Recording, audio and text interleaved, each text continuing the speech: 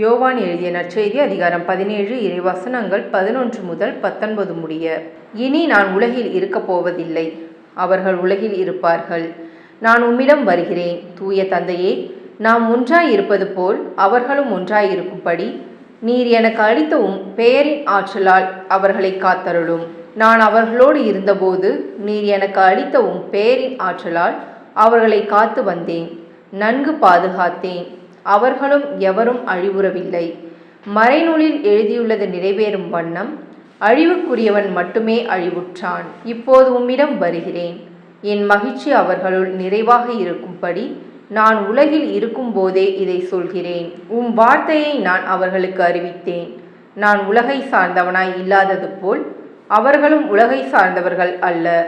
ஆதலால் உலகம் அவர்களை வெறுக்கிறது.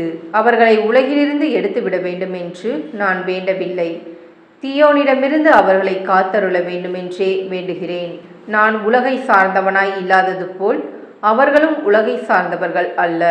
உண்மையினால் அவர்களை உமக்கு அர்ப்பணமாக்கியருளும். உமது வார்த்தையே உண்மை.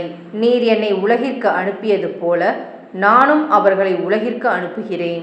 அவர்கள் உண்மையினால் உமக்கு உரியவர் ஆகும்படி அவர்களுக்காக என்னையே உமக்கு அர்ப்பணமாக்குகிறேன். இது கிறிஸ்துவின் நற்செய்தி. கிறிஸ்துவே உமக்கு புகழ்.